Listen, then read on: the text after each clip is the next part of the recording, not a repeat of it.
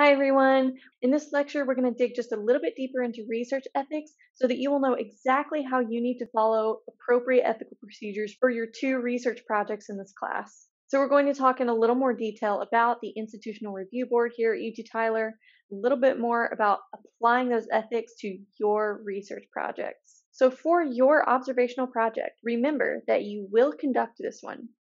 It needs to be considered just an assignment for you to learn research methods and not something you'll go present at a conference or try to publish in a paper.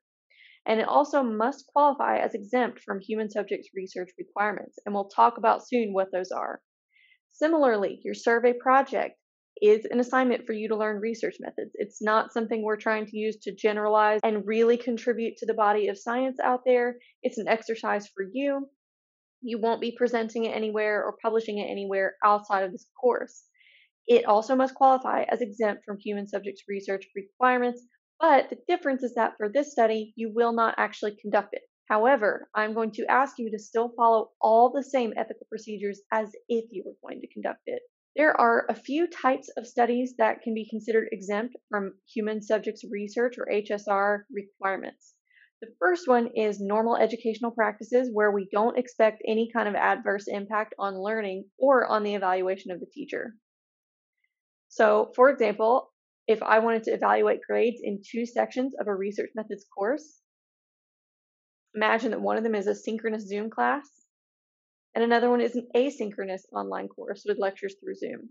And I was curious which of the two formats resulted in higher grades. This is not something where I'm really trying to attempt to generalize outside of my classroom. It's something where it's inside my class and I'm just trying to figure out how to become a better teacher. The things that I'm doing are normal educational practices that already happen across campus. So I'm just trying to figure out which one is better, but I don't have any particular reason to expect that either of them would harm you or that it would harm me when my supervisor has to evaluate my teaching every year. There are other types of studies exempt from human subjects research. So, if the research includes only educational tests, surveys, interviews, and or public behavior observation, those can be considered exempt. So, your observational methods and your survey methods can be considered exempt only under certain conditions, only if the subjects cannot be identified. If nobody can tell who the participants are in your study specifically, or if there was a breach of privacy and people did find out who they are, it wouldn't be anything harmful or super embarrassing or socially damaging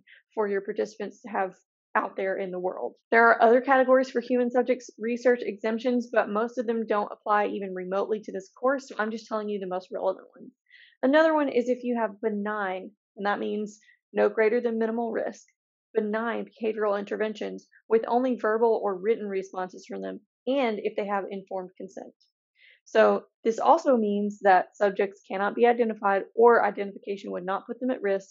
And it also means that we cannot video or audio record them, only verbal or written responses in this setup. If it's a behavioral experiment where we are manipulating some kind of variable and we have to give informed consent to what the participants are about to undergo. So again, we have to protect that privacy in this case. Human subjects exempt research also must be minimal risk, as I already mentioned. What does this mean for each of your studies?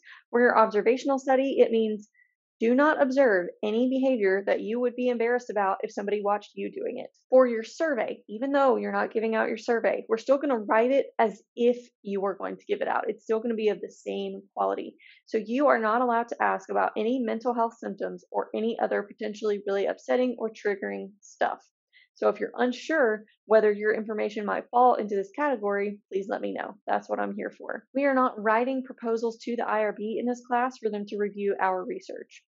Part of the reason for that is yours will be HSR exempt, falling into those categories that I just told you about earlier. There are a lot of you, and we do not have time to send all of your IRB applications into the IRB. They're long and they're difficult to fill out, and even for the most benign of research, it can take up to about 3 weeks for a researcher to review your research and say that you are now cleared to conduct your research, or they're asking you to make changes.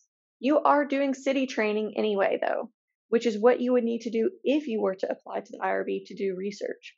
So you are getting the ethical training you need one way or the other. And finally, I am your IRB. I am qualified as a teacher of research methods to be able to help you determine whether your research falls into the exempt category so that we don't have to put it through the IRB. And I am actually a member of the UT Tyler Institutional Review Board. So I review real life proposals that real life researchers from across campus send in all the time. And I have a pretty good sense of what's ethical and what needs some revision that we need to send back.